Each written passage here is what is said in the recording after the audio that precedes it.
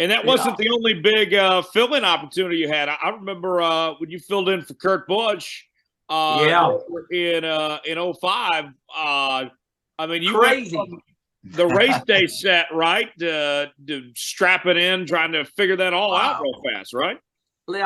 Actually, I'm glad you said that because that is an incredible story. We're sitting there on that Sunday morning. Now, I just got done running an Xfinity race on Saturday night.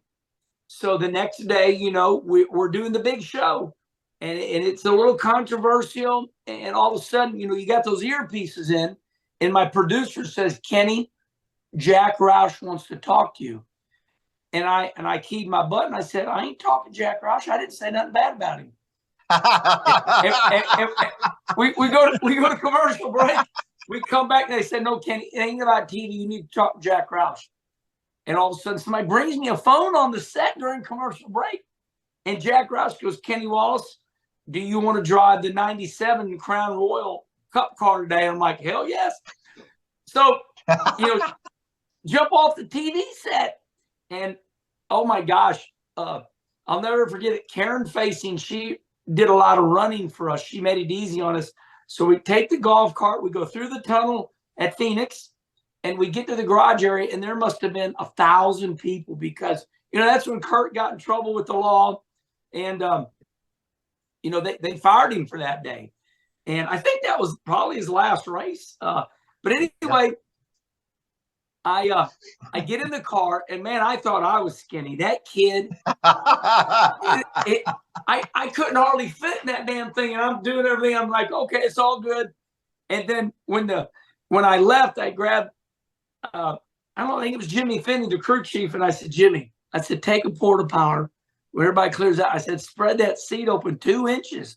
So I run around the pits and I get Greg Biffle's uniform. I get Rusty's helmet and his earplugs. Well, so, they start me last, and I can't drive a car as loose as he had it. So, they had a rubber in the right rear, a rubber in the right rear spring. Take it out. And we stayed on the lead lap the whole damn race and never got lapped.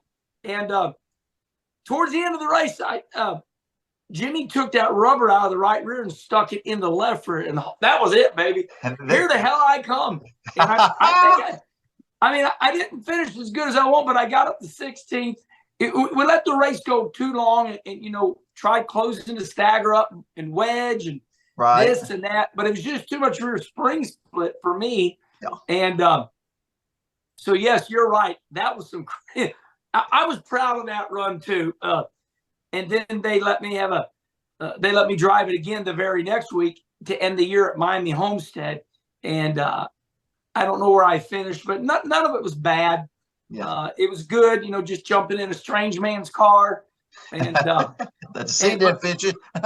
Yeah, there was some crazy stories along the way, but I was so sore after that race I could hardly walk because like my ass, was not right. Ass massage, Kenny. So I have to ask you have those 2 good That was races. A crazy deal. You bring the car back home in one piece in those 2 races. I mean, how much, I guess, new life does that breathe into you heading into that off season? And are you talking with Jack Roush? He put me in the car for 06.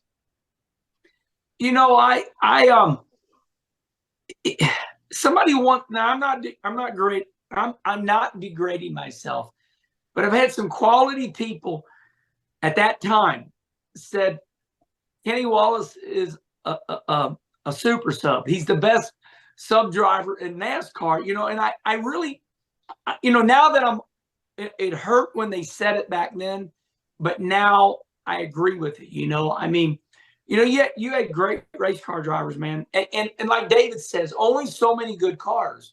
So, back then you didn't have powerhouse teams. Okay. So in other words, like Joe Gibbs got 3 or 4 cup cars now, Richard Childress got 3 or 4. So back then they only had 1 or 2, maybe. Maybe. And if you had 3, that was big. So it was very hard back then, to get into one of those cars because there wasn't as many. So when I look back on it, I got a couple of opportunities. I capitalized on them.